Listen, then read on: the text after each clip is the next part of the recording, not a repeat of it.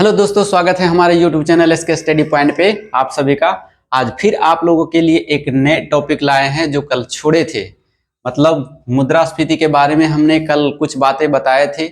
उसके बाद आज मुद्रास्फीति के कारण के बारे में पढ़ना है, तो बने रहिए हमारे साथ वीडियो में। अगर अच्छा लगे तो लाइक कर दीजिएगा, सब्सक्राइब कर दीजिएगा और अपने दोस्तों के पास शेयर कर दीजिएगा। तो बने रहिए हमारे वीडियो में। हम चलते हैं, आज सीखते हैं मुद्रास्फीति के कारण। तो देखिए, कल हमने बताया था आपको कि मुद्रास्फीति क्या है और आज है उसके कारण क्या है। मोटा मोटी कल यह बताए थे कि मुद्रास्फीति के जब भी हम बोले तो उसका मतलब आप समझ लीजिएगा कि महंगाई बोल रहे हैं। क्या बोल रहे हैं? महंगाई। तो अब महंगाई का कारण क्या है, किस किस कारण से महंगाई आता है, इसी के बारे में हम आपसे चर्चा करेंगे। और यहां से क्वेश्चन निश्चित ही बनेगा। ये सभी जो पॉइंट देख रहे हैं, एक क्वेश्चन का लेवल यहीं से निकल के आता है। तो हम इसको सीखने की प्रयास करेंगे। और अगर आपके पास नोट है तो इसको मेरे सजेशन अनुसार या आप जो भी समझे इसको पॉइंट बाय पॉइंट नोट करते जाइएगा, ताकि फिर इसे बाद में देखना ना पड़े, और नहीं तो फिर बार बार देखना पड़ेगा वीडियो को। ठीक है ना? तो चलिए देखते हैं। महंगाई के कारण हम कहेंगे कि महंगाई के कारण क्या है। तो महंगाई के बहुत सारे कारण हो सकते हैं, लेकिन मुख्य रूप से हम यहाँ पर देखेंगे कितने कारण को, 3 कारण को देखेंगे। पहला कारण है मुद्रास्फीति के कारण मांग जनित कारण, दूसरा है लागत जनित कारण और तीसरा है मौद्रिक जनित कारण। अब ये मांग जनित कारण क्या है? देखिए, मांग जनित का मतलब होता है जिस अनुपात में हमारी जनसंख्या भारत की बढ़ रही है, उस अनुपात में हमारे पास जो है वस्तु या सेवा की पूर्ति नहीं हो पा रही है, तो इसी को कहा जाता है मांग जनित कारण। जैसे एग्जाम्पल से समझिए आप, मान लीजिए एक कोई जो है एरिया है, आप ही का गांव मान लीजिए, इस गांव है, इस गांव में मान लिया जाए 1000 आदमी रहते हैं, सबका गुजर बसर ठीक से हो रहा है, ठीक है। और ये घटना है 2023 का। 2023 के अनुसार मानते हैं कि आपके गांव की जनसंख्या 1000 है और सब कुछ है, ठीक ठाक से चल रहा है। सब कुछ को, जितने भी 1000 आदमी हैं उसका डॉक्टरी सहायता, शिक्षा, रोजगार, घर की उपलब्धता है ना, सारी सुविधाएं बढ़िया से मिल रहा है।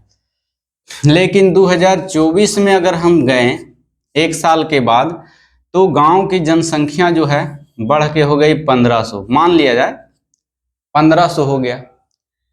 अब गांव तो एरिया तो उतना ही रहा, लेकिन जनसंख्या क्या हुआ? बढ़ गया। जितना पैसा में पूर्ति हो रहा था 1000 का, अब उतना ही पूर्ति में 1500 व्यक्तियों को करना, थोड़ा इसके स्वास्थ्य हो, चाहे शिक्षा हो या फिर रहने की जगह हो, इसमें थोड़ा सा कमी आ जाएगा। तो इसका मतलब है कि 2023 से 24 में जो जनसंख्या बढ़ा, लेकिन हमारा संसाधन नहीं बढ़ा। हाँ, अगर हमारे पास 500 आदमी बढ़े हैं अगले साल में, तो एरिया भी हो जाता। जैसे एक आदमी के पास 5 कट्ठा जमीन था, 6 कट्ठा जमीन हो जाता, 7 कट्ठा हो जाता, उसी प्रकार से सबका होता। तब कहते कि हाँ, यह बैलेंस में चल रहा है, इसमें कोई चेंजिंग नहीं हुआ है। लेकिन यहाँ जो है कम आदमी था और अब है जो आदमी बढ़ गया है, तो संसाधन की कमी यहाँ होगी। क्या हो गई? जिस अनुपात में हमारा जनसंख्या बढ़ा, उस अनुपात में हमारी पूर्ति नहीं हुई, तो इसी को कहते हैं मांग जनित कारण। समझ में आ गया होगा। और मांग जनित कारण के कारण ही महंगाई आती है। जैसे आप किसी बाजार में गए और बाजार में बोले कि हमको 1 क्विंटल चावल चाहिए। कितना चाहिए? 1 क्विंटल चावल चाहिए, डिमांड कर दिए बाजार में। बाजार वाला कहा कि मेरे पास उतना नहीं है, हम 50 केजी देंगे आपको, क्योंकि 1 क्विंटल में 100 केजी होता है। 50 केजी हम देंगे। मांगे आप कितना? जरूरत था आपको कितना? 1 क्विंटल का, आप दिए कितना? 50 केजी। तो इसमें क्या हो गया? संसाधन जितना मांगे थे उतना मिला नहीं हुआ। तो यही इसी का कारण है जो महंगाई आता है।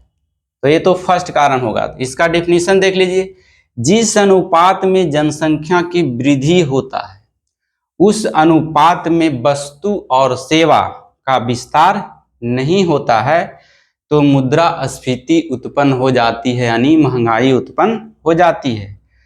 और दूसरा पॉइंट है, इसमें मांग के अनुसार पूर्ति कम हो जाता है। अब ये बताएं, मांगे थे कितना, मिला कितना, तो ये सभी कारणों से है जो महंगाई आती है और यह इसका कारण है। तो समझ गए होंगे मांग जनित कारण क्या है। दूसरा और एक आगो कोई एग्जाम्पल दे देते हैं। जैसे मान लिया जाए आप अपने ही घर में ले लीजिए, घर में अपना घर एगो ले लीजिए। अभी हैं जो 10 फैमिली आप अपने घर में हैं, सब कुछ ठीक ठाक से चल रहा है ना। और टाइम है 2023, 2025 तक आते आते आपका जो है घर का परिवार का सदस्य संख्या बढ़कर के 50 हो गया। क्या आपके पिताजी के पास जितनी जमीन था, क्या जमीन का बढ़ाव हुआ है, विस्तार हुआ है? नहीं हुआ है। उतने ही जमीन में एडजस्ट करना होगा। नहीं पूर्ति होगा तो हम बाहर से क्या करेंगे, खरीदेंगे अपनी जरूरतों के लिए। और जहां से हम खरीदेंगे वह वस्तु क्या करेगा, हमको महंगा में देगा, महंगा में देगा। संसाधन कमी है तो जाहिर है कि वस्तु का मूल्य क्या होगा, बढ़ जाएगा। तो ये सभी जो कारण हुए किसके कारण हुए, ये सब कारण हुए आपका मुद्रास्फीति का। फर्स्ट कारण हमने बता दिया कि मांग जनित कारण क्या है, समझ गए होंगे आप लोग। मांग के अनुसार पूर्ति कम हो जाता है, जितना मांगते हैं उतना पूर्ति नहीं हो जाता है, कम होता है, इसीलिए यह महंगाई का कारण है, मुद्रास्फीति का कारण है। दूसरा है आपका पॉइंट है लागत जनित कारण। अब लागत जनित कारण क्या है इसके बारे में देखिए। कच्चे पदार्थ का कीमत बढ़ जाना।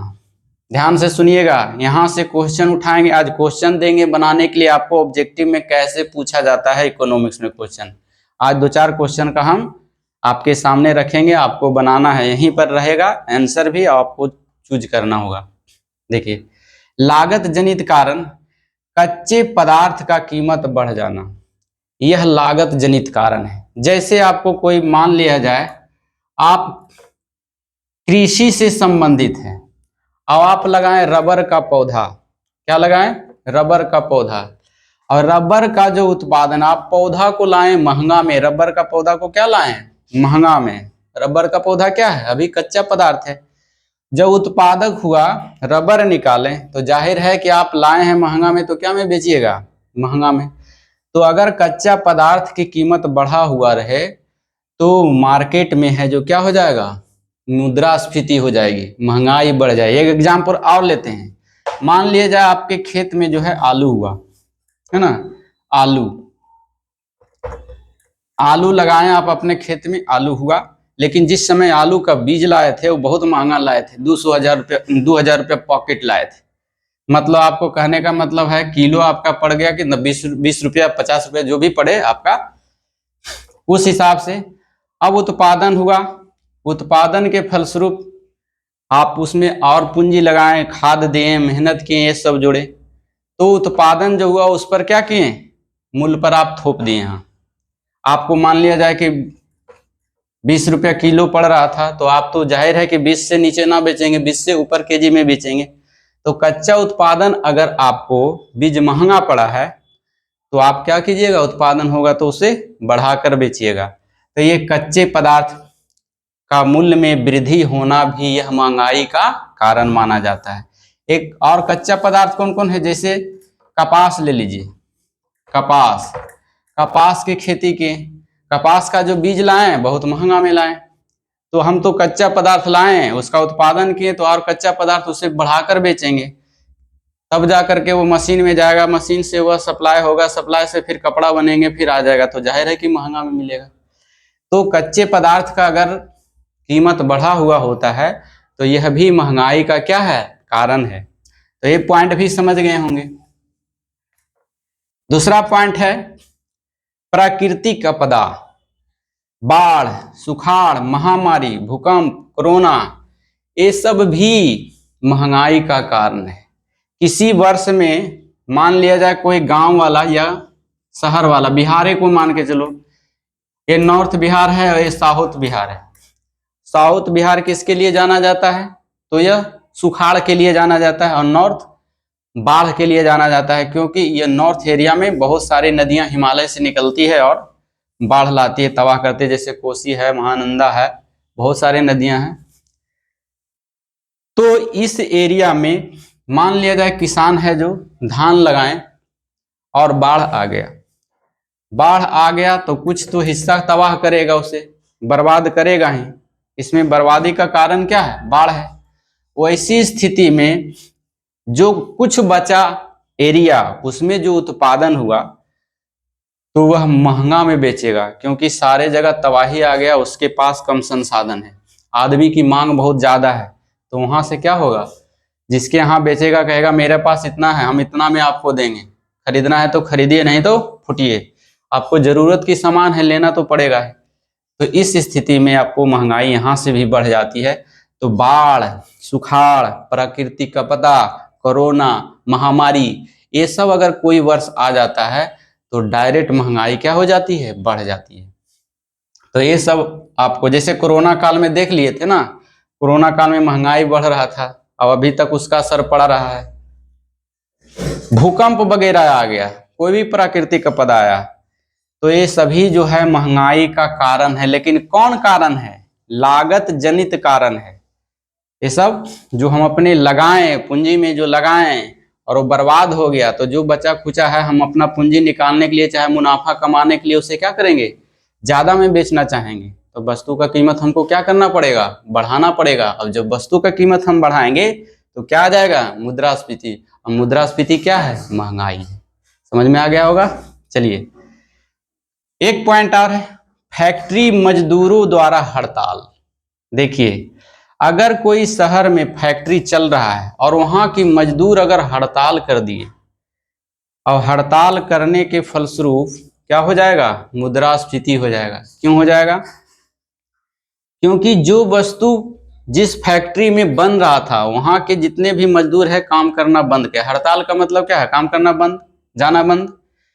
तो वहां प्रोडक्ट की कमी हो जाएगी। जो चीज वहां उत्पादन हो रहा था उस फैक्ट्री में, उत्पादन की कमी हो जाएगी, और कमी हो जाएगी तो मार्केट में कम आएगा, और मार्केट में कम आएगा तो दाम क्या मिलेगा?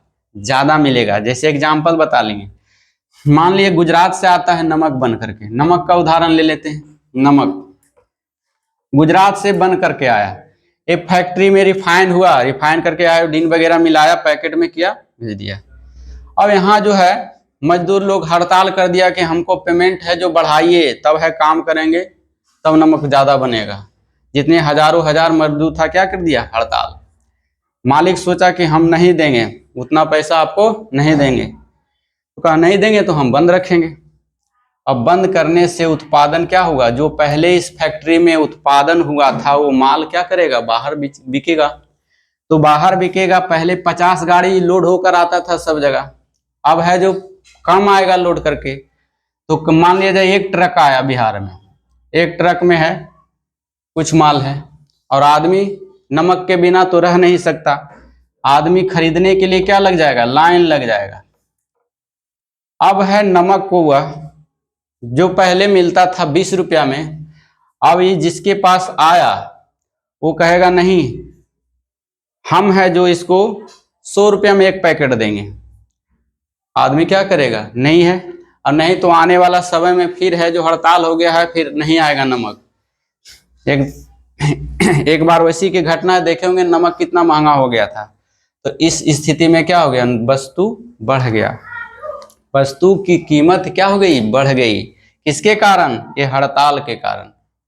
तो ऐसी स्थिति में कोई भी हड़ताल होता है सरकार के खिलाफ या कंपनी के खिलाफ, तो महंगाई दर थोड़ा क्या हो जाती है? बढ़ जाती है, इन्फ्लेशन आता है, और यह भी एक कारण है। किसका कारण है? महंगाई का कारण। तीसरा है पॉइंट में हम देखते हैं, तीसरा पॉइंट है कि मौद्रिक जनित कारण। मौद्रिक बताए थे, मुद्रा माने पैसा। सरकार जो है व्यय में वृद्धि कर दे, व्यय में क्या कर दे? वृद्धि। तो इससे भी महंगाई क्या हो जाती है, बढ़ जाती है। अब कहिएगा सर सरकार जो है अपना खर्चा कर देगा, मान लीजिए कोई किसान है, घर है, उसको सबको फ्री में पैसा दे रहा है, बनाओ घर में रहो, इससे क्या फर्क पड़ता है, सरकार खर्चा कर रहा है, नहीं पड़ता है खर्च। देखिए कैसे पड़ता है खर्च, सरकार खर्चा करती है जनता पर, अंधा खर्चा कर दी। जहां मान लिया जाए कोई इंदिरा आवास का उदाहरण ले लिए, मान लिया जाए इंदिरा आवास में एक घर अभी मिलता है 75,000 या 1,10,000 रुपया, जो भी मिल रहे हैं मिल रहा है। इस पर है जो कर दे हम कि 5 लाख रुपया खर्चा कर देंगे, एक कॉलोनी देंगे किसी गरीब को 5 लाख रुपया देंगे। अब है एक कोठरी का निर्माण करता है, मुश्किल से 1 लाख या 1.5 लाख रुपया उसका बजट बैठता है, बढ़िया अगर रूम बनाएगा अच्छे ढंग का तो 1 से 1.5 लाख रुपया में कंप्लीट हो जाएगा। दे दिया उसको कितना, 5 लाख रुपया दे दिया। यह 5 लाख रुपया जो दिया, मान लो कि 1.5 लाख रुपया खत्म, 3.5 लाख रुपया एक्स्ट्रा बच गया। ये एक्स्ट्रा बच गया पैसा तो क्या करेगा, मार्केट में धमाल मचाएगा जाकर के। कैसे धमाल मचाएगा, जो वस्तु है खरीदने गया मार्केट में, मान लिया ये मार्केट है, मार्केट में खरीदने के लिए जो भी वस्तु ये जाएगा मोल भाव नहीं करेगा। ये वस्तु का कीमत कितना है, कहा 100 रुपया दे दीजिए, उसे मोल झोल नहीं करवाया कि हाँ कुछ कम कीजिएगा अथवा नहीं कीजिएगा, डायरेक्ट क्या किया, वो खरीद लिया। दूसरे दुकान में गया, कितना कीमत है, 1,000 रुपया दे दिया उसको। तीसरा फिर उसी प्रकार से मार्केट क्या किया, वो बिगाड़ दिया। अगर अब दूसरा आदमी जाएगा वही सामान खरीदने के लिए तो कहेगा कि हम अभी बेचे हैं 1,000 रुपया में, आपसे भी 1,000, जबकि उसका रियल कीमत कम था, लेकिन यह खरीद लिया कितना में, ज्यादा में। इस प्रकार महंगाई क्या हो गई, बढ़ गई। तो सरकार अगर अधिक व्यय करती है कोई चीज पर तो यह भी एक कारण बन जाता है, किसके पर, महंगाई का कारण बन जाता है। तो इसीलिए सरकार सोच समझ कर करती है खर्चा, ताकि बाजार बिगड़े नहीं, महंगाई दर आए नहीं। तो कोई कोई कहता है कि सरकार बड़ा कंजूस है, इस टाइप में इस पुल में इतना कम खर्च किया, उतना कम खर्चे। अब आपको समझ में आ रहा होगा कि सरकार क्यों कटौती करती है, समझ गए ना। नेक्स्ट पॉइंट है आपका, काला धन में वृद्धि हो जाए तो भी महंगाई दर का कारण हो सकता है। काला धन में अगर वृद्धि कैसे होगा, काला धन का मतलब ब्लैक मनी समझते हैं, ब्लैक मनी किसको कहा जाता है, अगर कोई पैसा है उस पैसा को आपने क्या किया, घर में इकट्ठा कर लिया, खर्चा उर्चा ना तो बैंक में किया जमा, ना तो कहीं किया, और उस पर कोई आप टैक्स नहीं दे रहे हैं, तो वैसे धन को क्या कहा जाता है, काला धन। अब काला धन आ गया घर में, अब घर में आ गया, आप पैसा रखे हुए हैं, ना तो टैक्स दिए, और मार्केट जाइएगा तो क्या कीजिएगा, बिगाड़िएगा, खराब कीजिएगा। जो भी वस्तु है आपके पास पैसा था है, नहीं तो आप खुद प्रयोग करके देखिए कि अगर आपके पास 2,000 5,000 रुपया आता है तो पैसा कितना जल्दी खर्चा होता है, आप सोच सकते हैं। तो जब पैसा काला धन रहेगा, नहीं टैक्स लगेगा, तो पैसा मार्केट में तरलता उसकी अधिक हो जाएगी, मार्केट को खराब करेगा। तो ये कारण क्या बन जाएगा, मुद्रास्फीति का कारण बन जाएगा। तो यहां भी आपको काला धन समझ में आया। बहुत बार पूछा है काला धन किसे कहते हैं, तो जिस पैसा पे कोई टैक्स सरकार को नहीं देते हैं, गुप्त रूप से हम रखते हैं, उस धन को काला धन कहते हैं। और काला धन रखने का एक जगह है, एक विदेश में एक जगह है, उस देश का नाम है स्विट्जरलैंड, वहीं पर बैंक है, वहीं पर उस बैंक में जाकर के यहाँ के लोग जमा करते हैं, है ना। तो आप लोग समझ गए हैं काला धन क्या होता है। अब है लोगों पर लगने वाला टैक्स में कमी कर दे सरकार। मान लिया जाए कोई टाटा कंपनी है, टाटा कंपनी है, इस पर तो बहुत सारा टैक्स लेती है सरकार, इससे कर्जा भी लेती है सरकार, और सरकार इस पर बोले कि आपको क्या करेंगे, हम टैक्स नहीं लेंगे। तो टैक्स नहीं लेंगे तो इसके पास पैसा रहेगा, वो क्या करेगा, मार्केट में और खर्च करेगा, है ना। आम आदमी को ले लीजिए, कोई आम आदमी को गाड़ी चलाता है और यह 50,000 रुपया महीना कमा रहा है। अगर इसको टैक्स लगाता तो 18% मान लिया जाए लगाता, है ना। 5 लाख रुपया इनकम है, 5% लगाता। इस स्थिति में इसका कुछ पैसा सरकार के पास जाता, कुछ पैसा जो बचता तो सोच समझ के खर्चा करता। मान लिया जाए टैक्स में इसका चल गया 20,000 रुपया, बच गया कितना, 30,000 रुपया। ये 30,000 रुपया को हिसाब से खर्चा करता ताकि उसका मंथली बढ़िया से कट जाए। लेकिन अगर टैक्स में सरकार छूट दे, कहा हम नहीं लेंगे पैसा, तो ये क्या हो जाएगा, 50,000 के 50,000 इसका बचा हुआ रह जाएगा। जाएगा मार्केट में ड्रामा करेगा, समझ रहे हैं ड्रामा किसको कहते हैं।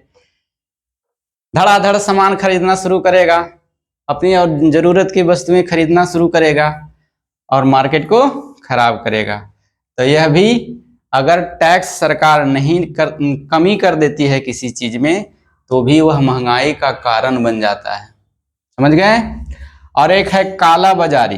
काला बाजारी क्या कहते हैं, कोई फैक्ट्री से सामान, फैक्ट्री है, फैक्ट्री के रोड के माध्यम से है जो कोई वस्तु आया और कोई शहर में पहुंचा, है ना, बस के माध्यम से आया चाहे ट्रक के माध्यम से आया, यहाँ वस्तु कोई उत्पादन हुआ, यहाँ वस्तु आ गया, इकट्ठा हो गया। इसका जो ऑनर है, मालिक है, ये मालिक है जो मार्केट में सामान नहीं निकाला, चुपचाप पसपोन ताला मार के रख दिया, है ना। अभी मान लिया जाए इसका कीमत है 50 रुपया किलो, 50 रुपया केजी है। कोई वस्तु मंगाया, एनीबॉडी XYZ कोई वस्तु मान लीजिए कि उसका 50 रुपया वो लाया, बाहर से मंगवाया, यहाँ ताला पैक करके क्या किया, रखवा दिया। मार्केट में किसी के पता नहीं है कि इसके पास ये सामान है। और वही वस्तु का कीमत जो है मार्केट में अभी 50 रुपया चल रहा है। जो वस्तु ये मंगाया वो वस्तु का मार्केट में कीमत कितना चल रहा है, 50 रुपया। 1 महीना हुआ, 2 महीना हुआ, 2 बार 3 बार सब माल लाला के क्या किया, स्टॉक कर दिया, बाहर नहीं निकाला मार्केट में। मार्केट में इसका सामान क्या हो गया, शॉर्टेज हो गया, महंगाई बढ़ गई। जो सामान 50 रुपया केजी मिल रहा था मार्केट में, अभी इसको पता चला कि अभी मिल रहा है 200 रुपया केजी वही सामान।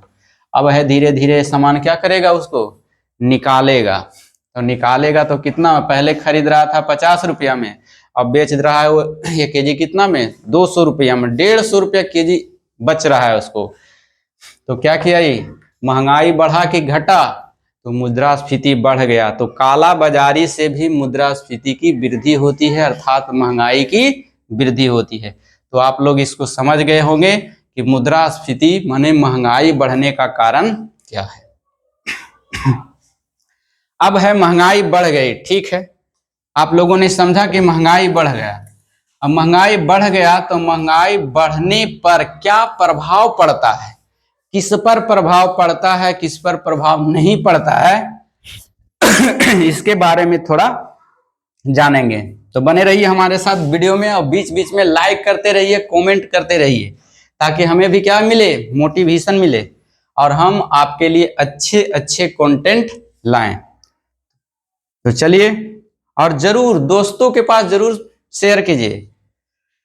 अब है मुद्रास्फीति का प्रभाव में देखिए मुद्रास्फीति का प्रभाव कहां पड़ता है, इसके बारे में हम देख लेते हैं। मुद्रास्फीति का प्रभाव देखिए, यहां पर आपको दिखाई पड़ रहा होगा क्षेत्र सकारात्मक नकारात्मक, क्षेत्र सकारात्मक और नकारात्मक। अब है पहला है कर्जदार या ऋणी, कर्ज लेने वाले को कर्जदार या उसी को ऋणी कहते हैं।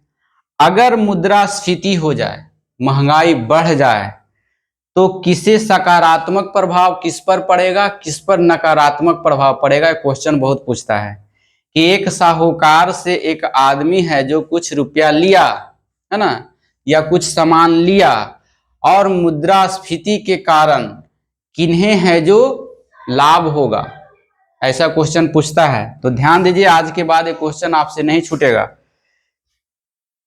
तो कर्जदार या ऋणी को होता है सकारात्मक, सकारात्मक कहें तो लाभ हो जाता है। जो कर्जा लेता है और उस समय है जो मुद्रास्फीति हो गया।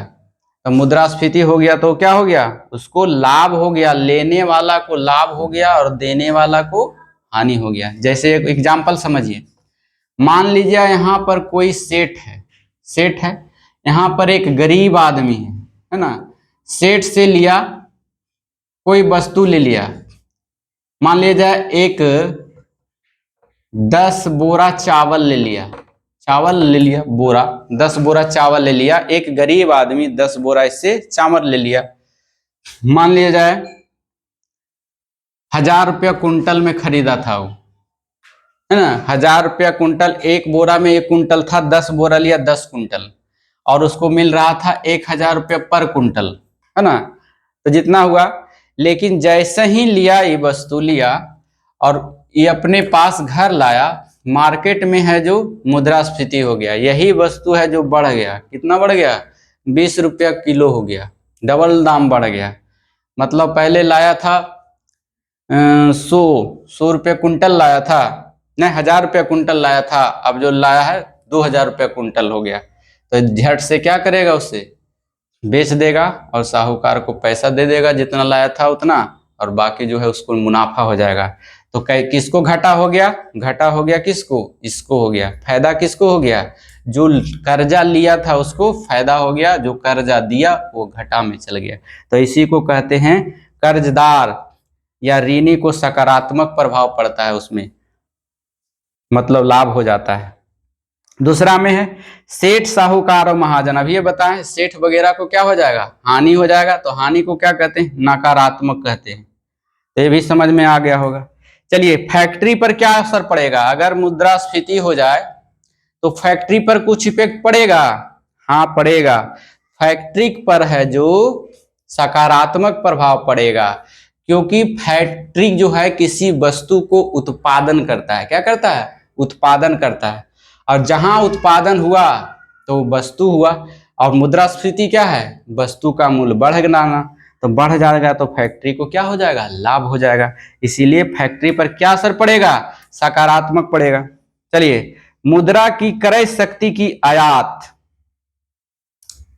मुद्रा की क्रय शक्ति, मुद्रा की क्रय शक्ति पर ऋणात्मक प्रभाव पड़ेगा, मतलब नकारात्मक प्रभाव पड़ेगा। देखिए कैसे,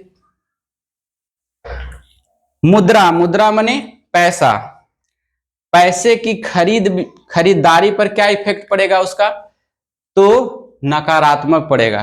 क्योंकि मान लिया जाए 10 रुपया में आपको मिल रहा था एक पैकेट सामान, सपोज दैट मुद्रास्फीति हुआ तब 10 रुपया में मिल रहा है 5 रुपया में या 20 रुपया में मिल रहा है एक पैकेट।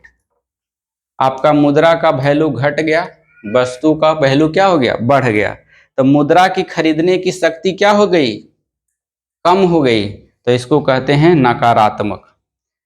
क्योंकि अब 10 रुपया में एक पैकेट खरीदते थे उस समय, अब 20 रुपया में क्या कर रहे हैं, मुद्रा का वैल्यू कम हुआ कि नहीं, वस्तु का वैल्यू की अपेक्षा। तो इसे भी कहा जाता है, अगर मार्केट में स्फीति आती है, मुद्रास्फीति आती है, तो खरीदने की शक्ति पर क्या प्रभाव पड़ेगा, नकारात्मक प्रभाव पड़ेगा। चलिए, नेक्स्ट पॉइंट है आयात। आयात पर क्या प्रभाव पड़ेगा, आयात मतलब होता है आना।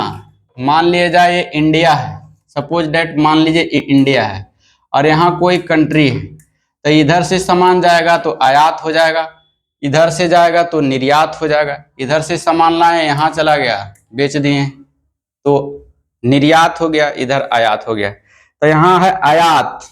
आयात का मतलब होता है इधर जो वस्तु आया उस पर क्या प्रभाव पड़ेगा, तो नकारात्मक प्रभाव पड़ेगा। क्या प्रभाव पड़ेगा, नकारात्मक पड़ेगा। कैसे पड़ेगा देखिए, अब है